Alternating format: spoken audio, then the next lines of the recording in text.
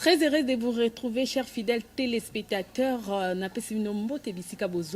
Sans oublier les sacrificateurs Francis Léger, Papa Bambote Komela ya Mingi, Namboka ya Canada et Longona Mama, vraiment Bambote ya Mingi. Bisoyo lisusu na émission Nabino. Écho de l'évangile, émission encore chrétienne au Bolingaka Mingi, Tozana et Sengo, Yakole Yambelabino, le prophète Naman de l'église, l'image de l'éternel, sans plus tarder. Nazo pesa déjà Papa Maloba et l'ongonaye, Tozo Lobela thème encore très très important. Nous parlons sur la direction divine. Bonjour prophète. Bonjour maman, bonjour. Comment vous allez? Non, je vais bien par la grâce de Jésus. Merci papa. Tozo Lobela sur la direction divine. Papa, qu'est-ce qui vous a poussé d'abord à soulever point oyo thème oyo poto Lobela mkola lelo? Non, c'est-à-dire obeyingai prophète Naman. Ouais. Alors, nazali prophète, maintenant il faut na parler batou, ba yeba siko ke comment et pourquoi la direction divine. Parce que la direction divine des angi na kati ya vie chrétien, na kati ya basana nzambe, vous comprendre que quel est le rôle de la direction divine au sein du ministère et au sein de l'église. Merci prophète Naman toko tasiko na mozindo ya émission na biso yango pende to lingi to comprendre. Vraiment important c'est ça ya nini ya koyeba kaka direction divine na kati ya ministère. Est-ce que c'est si important ya koyeba toujours direction divine avant de faire quelque chose? Okoki kozala musana nzambe. Oui. Te tant que ozana na voie ya direction divine te. Ozala pe moi nzambe te, ceux qui ozana la direction divine te. C'est-à-dire c'est quoi la direction divine? Oui. C'est de savoir où aller, quoi faire. Parce que et belé va se comprendre te. Asa na ministère, asa moi nzambe, asa ko échouer na ministère, asa ko échouer na église, asa ko échouer na makambo na ye parce que asa comprendre que c'est quoi la direction divine. Or, la direction divine c'est de savoir quoi faire, où aller. Je vais où? À gauche, à droite. Na ke liboso, na ke na sima, na sa ndenge nini pour na marcher parce que Dieu est esprit. Alors, pour marcher avec ces dieux esprit, alors maintenant, il faut avoir la direction divine. Pour mutu ayeba sikoyo, kotambwisama na nzambe la direction divine. C'est-à-dire, si vous allez musaï na nzambe, vous allez moi na nzambe. Donc nzambe sikoyo so tambwisa yo. Parce que yende mukolo musala, yende mukolo église, yende mukolo yo. Maintenant, il faut attambwisa yo. C'est tout comme je peux dire, na kati ya ibandeli. Adam et Ève, chaque soir, Dieu les visitait. Pour ça la boy. Donc il recevait la direction divine venant juste de Dieu lui-même. C'est de savoir quoi faire, comment marcher. Et c'est aussi, je vais aller plus loin pour vous dire, ils allaient que ça la volonté en Zambie, na kati ya musala osala, kati ya vie chrétienne.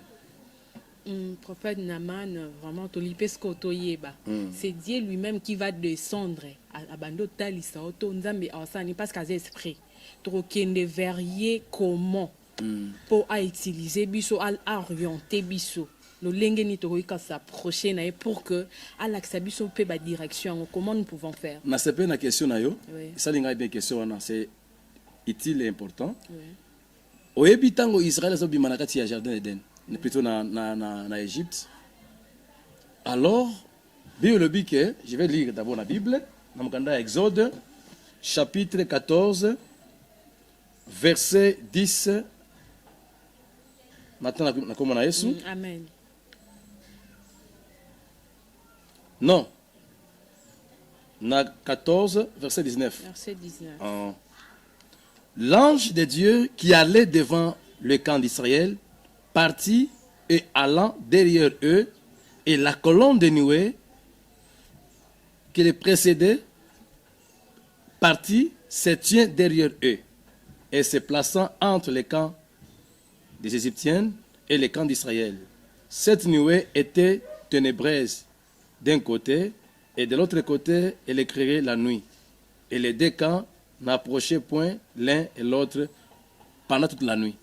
Ici, c'était Dieu lui-même. Ouais. Ce qui monopole, il y a Atambouissa Israël. Israël Atambouissa, il y a Yesobe. Maintenant, c'est devant la mer Rouge. oh Israël a mis dans l'Égypte, on est au Kenya maintenant, malgré que non, Dieu marchait avec eux par la colonne de nuée et de feu. Donc la nuit, colonne de feu, pendant la journée, colonne de nuée. Maintenant, je vais vous répondre. Dans Jean chapitre 14, verset 26, il est écrit, l'Esprit vous conduira, vous rappellera, vous enseignera. Donc c'est le Saint-Esprit maintenant qui prend la place de notre vie chrétienne. Nde oyo kotambwisa biso ya Saint-Esprit molimo mosantu. Loko na tango ya karazala ki colonne de feu na colonne de nuée. Actuellement dans notre époque ya église, zali Saint-Esprit nde zala guide, berger, oyo kamaka biso na direction divine. Pour ça la volonté na ye. Parce que quand la musala nzambe te, si tu n'es pas un maître pour conduire yo. Donc le Saint-Esprit c'est notre maître qui va nous diriger dans cette œuvre. Pour arriver, pour achever cette œuvre, il nous faut quoi? Il nous faut la direction divine venant par le Saint-Esprit lui-même qui est notre chemin. C'est très important. Pasteur, prophète Namando, sans le Saint-Esprit, donc c'est impossible de comprendre la direction. Donc, ce que vous avez tu seras incapable de comprendre la direction divine. Donc c'est impossible. Impossible, c'est le Saint-Esprit. C'est impossible bien aux chrétiens parce que la vie chrétienne, c'est la vie spirituelle. Tu ne peux pas être un chrétien, un pasteur, un prophète sans l'esprit. Si tu n'as pas le Saint-Esprit, tu peux avoir l'esprit familial. De esprit abakokonayo, yotambusayo. Mais le Saint-Esprit est là pour conduire parce que nous sommes les serviteurs de Dieu. Donc nous marchons, nous avons le Saint-Esprit à nous qui est notre marche. Parce que ce qui me je ne suis plus prophète. Nous allons dire prophète par rapport à Saint-Esprit. Sans y ton même boxeur n'a pas mokilo. Pour ça bien à coacher bien. Donc ça na ring bien, il faut ça na coach à coacher. Donc Saint-Esprit est maître na biso. Ndé coach na biso atamusaka musana na Nzambe, atamusaka mwa na Nzambe. Et Saint-Esprit a la capacité il y a ayebisa yo nini oyo ko sala. Donc ça dit direction, il y a personne direction comment nini oyo ko sala. C'est le Saint-Esprit. Parce que sans lui, on ne peut rien faire. C'est pourquoi j'aime beaucoup David.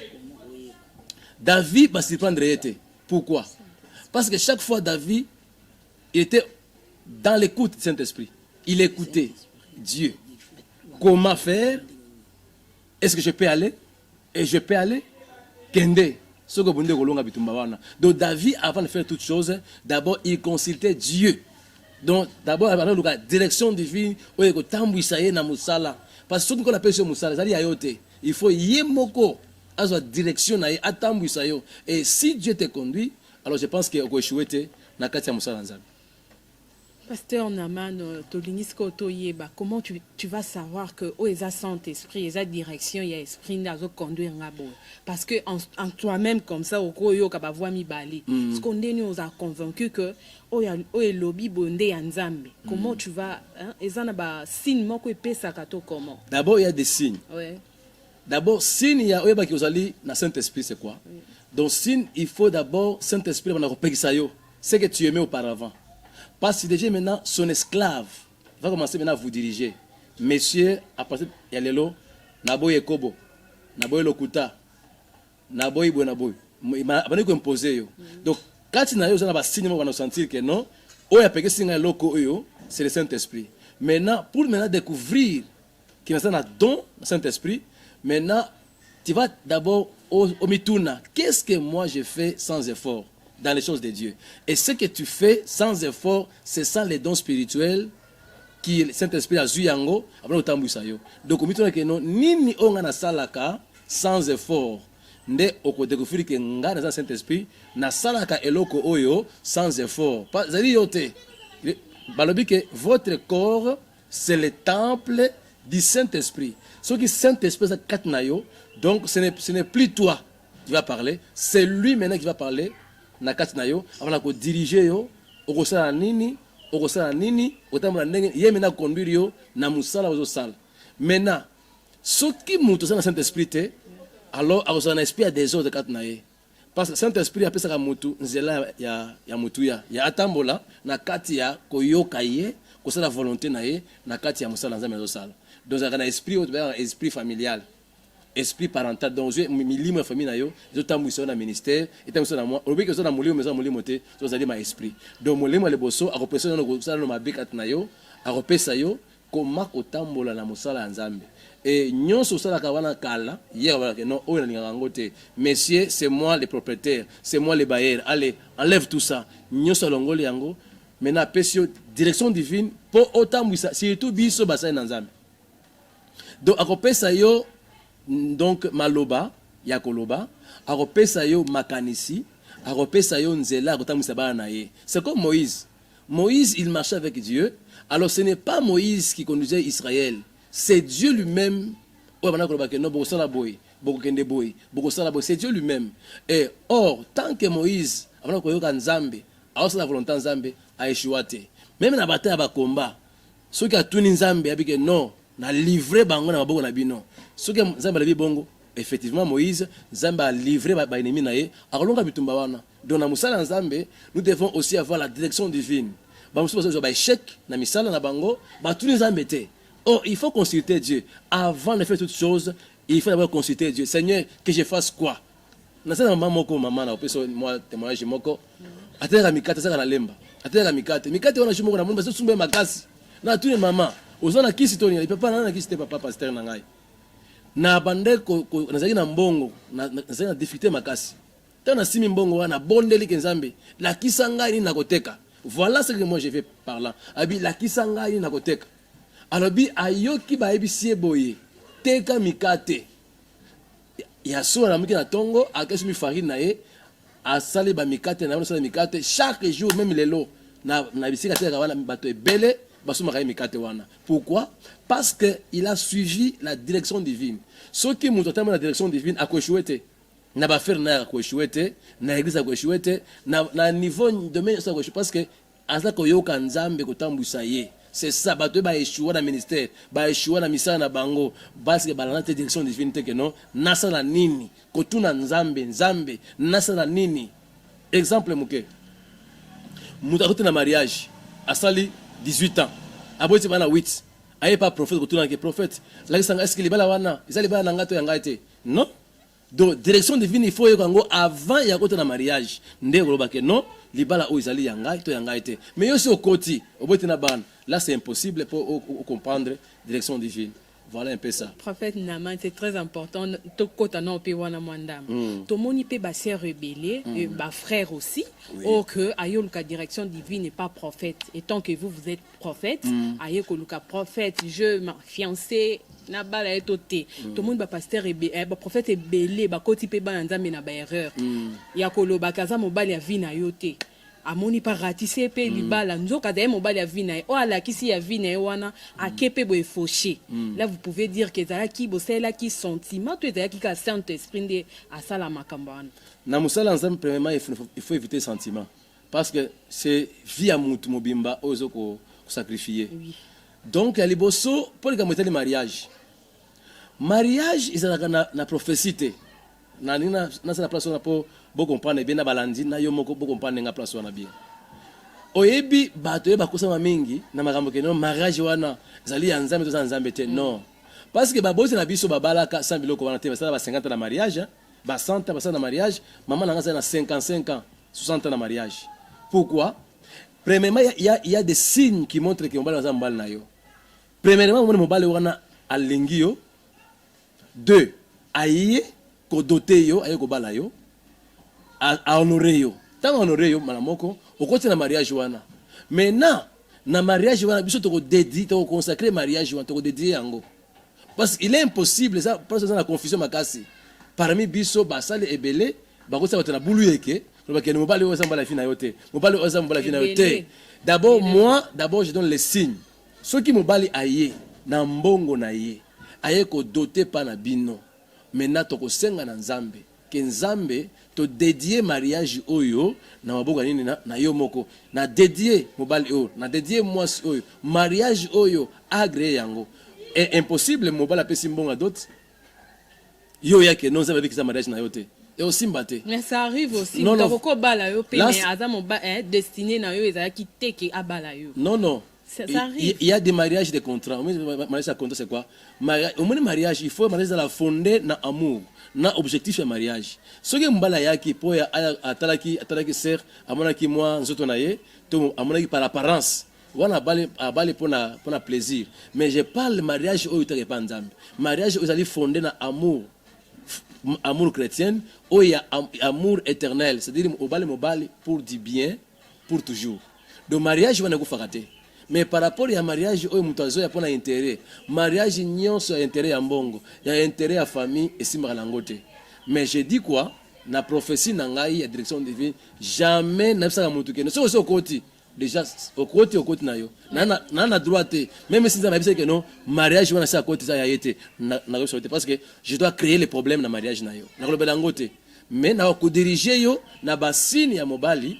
Oyo ke mobali oyo aza boye soko moni boye déjà basine mais avant na kota avant azana fiancé dans la porte na yo je peux t'aider mais pas si apesi mbongo na famille na yo na bi ke non ça ba bisina ke non mariage na yo te wana na sala ngote même mutu na ning sangote mais avant kota boko ko pesa ba direction oui divine on peut to ko sungaye parce que ba frère bene ba kimaka mingi soko be ke OK n'est pas pasteur parce que ce sont des aventuriers tango azo un objectif na ye elle bosso biso na famille na ngai papa na ngai sanga nini avant bala mwasi il faut za na ndako ta ya muke oza na mbeto na mwa kisi na bilamba ebele oza na mwa musala oyo kopisa bino mwa moya kolia siko mobali oyo azoya azana musala te azana eloko moko te sai pa na bango na salon alors aye ki ngala bala yo maintenant il faut tala balobi ke meme ata soki ozali mutu la nature peut t'enseigner tala mobali wana ndenga azoya azana musala te azana source te azana dans un ndako te balobi ke mobali na ngai après on va là maintenant on est obligé pour aller à l'hôtel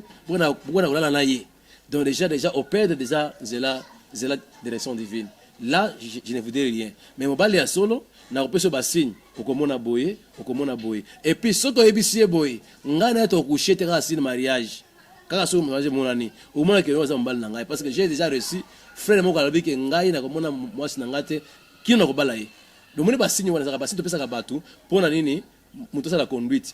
Pas par rapport à la prophétie, non, mais tu peux même l'aider par les conseils. Que nos conseils, voilà, kende na yeboye, conseil wana eko sungayo na ba directive divine pour komani na suka nini ya likambo wana parce ebele parce na ba erreur na makambo ya mariage wana que non, nzamba yebisinga non, il y a la place moko oyo na lebe tant que mosa na nzamba ta conseiller na yo. Il y a la place aussi na yebiso lokola direction divine ko la yebisinga que non, kende boye sala boye pour la commission na nina victoire ya nini ya ba problème na uzanango.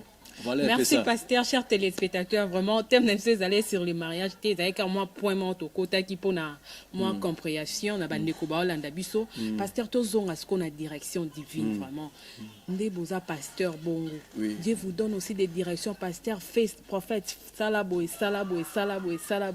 et simbi pe respecter on peut na église boy et simbi pe oui parce que quand on m'appelle que prophète naza prophète comme na kaka libomo pasi mioma ya batu na moni bona boy non na ministère na yo papa so ba direction na ministère na ngai d'abord pona okamba église te tant que tu ne marches pas avec Dieu et tu n'as pas la direction divine c'est impossible. D'abord il faut marcher avec Dieu dans la direction divine. Donc awa na sentiment te Dieu est capable de mettre ma esprit au ngai. Dieu peut me dire que non, diable la ténèbre, ba sirène belé, ba sirène, ba combattre le ministère na yo. Dieu me dit que non, les lois na quatre église, il y a des choses qui vont se passer na quatre église, tialo sambo na église parce que ça na milimo akufa na mabota batu. Donc Dieu nous conduit par rapport à la prière na biso par rapport à la conduite de l'église à tout un message donc les gens ba garder fou ya nini ya ko battre na église parce que église so de manquer direction divine non c'est ça ils allaient camion et okwea donc ba déjà église na mulimo santu la direction divine nzambe ye moko ba le but que il vous conduira il vous rappellera il faut Saint-Esprit moko a conduire pasteur prophète apôtre pour na ayeba ko kama milimo ya bana nzambe wana milimo ya nzambe kama yango bien par rapport à la direction divine ils allaient très important la direction divine pendant au moins 30 ans on a dit maman ça facilité hein vous avez pasteur ça bon mengote ou c'est que na vous offrande na vous dim non c'est la direction divine les démons sont capables balandi oyo abi keza pasteur babebisi ye pe babeti ye. Les démons sont capables. Ceux qui zamba benga yote na musala nzambe et tu n'as pas la direction divine, okosala boy. Sans direction divine, maman. Musala osala nango ya ina ne osala nango 10 ans.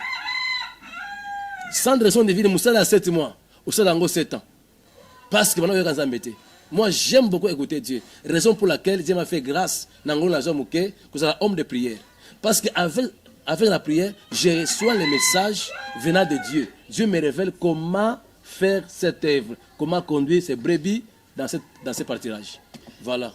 Prophète Naman, ce qu'on a lingina tout n'a pas moi question d'ambo. Ce qu'on ba sali na nzambe ba serviteur le quoi bino. Oh lelo to mona ba ministère na ba ngozo marché bien té. Lelo bazo ba boulou et que koti pe moi trop na kati église. Ça manque kaka ya direction divine. Baza na ba Saint-Esprit té kati na ba ngonde zo sala bongo ou c'est quoi? Nga zo marché bien, nga église on zo comme ils ont marché bien parce que j'ai d'abord un Saint-Esprit et puis nga mo ko to que non. Nasiré yo que non, pour en tout cas je suis bien. Pourquoi? Parce que j'avais écouté Dieu depuis 2001. Avec que non, Bima Lubumbashi, Kende Kinshasa. Au moins de déplacement là, ça m'a assuré dans mon ministère que na nzambe. Parce que na weka voix nzambe. Et na sina mona ba sina nga moko. So na longo na Kinshasa nzambe ora Kinshasa, je souffre beaucoup. Mais à qui je suis bien. Je vais dire quoi? So kinzambe tindi yo place et que OK sans direction naé, on souffrir ma casse. Dans le ministère, il y a les liés choisis par Dieu. Exemple, Dieu m'a dit, na souffrir mingi. Dieu m'a dit, kende na lemba. Na ma prière, kende na lemba. Et j'ai compris que la direction divine m'aide beaucoup.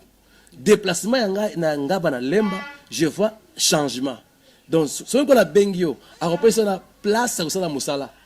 Musala nzambe osala ngo pe réussir et okufate donc pona ngai na yebike pona ba pasteur wana baza na moni j'ai toujours dit ba pasteur ebele basala musala par défi. Oh, on le fait par la direction divine. Moi Dieu m'avait dit Naman, je t'ai appelé pour sanctifier mon peuple, va rassembler les saints, sanctifie-les par le message de la foi. C'est toi le visionnaire. C'était clair. Donc, dans cette direction divine, sans Zambie. Pas pour que non, ou à 5 ans, sans Zambie, non, non, c'est la direction divine. Pasteur Wana, frère Wana, ou à qui s'embêter. Non, non. À ce qu'on a prié, non, sinon, on a 2 ans, on a 20 ans. Parce que comprendre le ministère, on comprend la direction, on souffrir ma casse dans Moussa Zambie. Il faut direction divine, et puis, on a sur Moussa et Noki. Si tu écoutes Dieu, donc, vous avez la facilité, il y a aucun Noki qui avancer. Mais ce que vous avez maman, place il y a 3 mois, ou ça 3 ans. Il faut que place où on a la direction divine, on a bien. C'est pourquoi Moïse avait dit quoi? Seigneur, si tu ne marches pas avec nous, nous voulons marcher avec toi. Il savait qu'avec Dieu, ils vont réussir.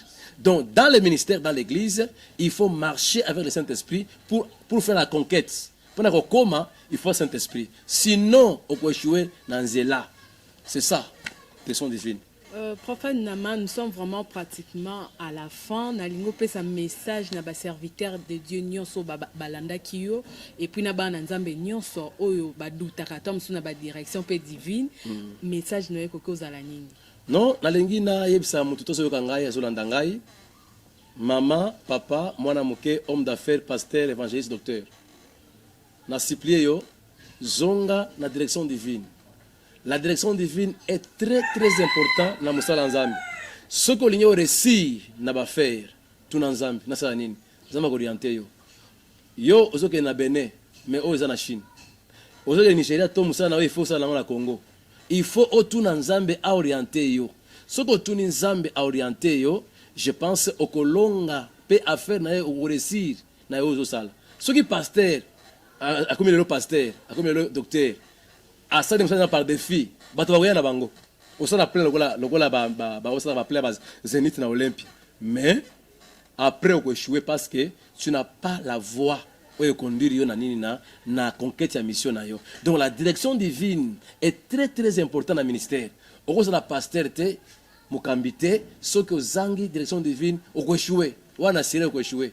Parce que je vécu ça. Raison pour laquelle j'aime beaucoup le Saint-Esprit et j'aime beaucoup être un prophète. Pourquoi? Parce que Dieu me conduit par sa direction. Salaboy, Kota Gêne, Kota Batoboy, Salaboy, Moutora Zobel, Salaboy. Donc il me conduit comme ça. Alors moi, dans l'échec, pourquoi? Parce qu'il me conduit, c'est ça. Tu ouvres ma tête et ma coupe déborde. Il dit quoi? Quand je marche dans le val de l'homme de la mort, je n'ai crains aucun mal.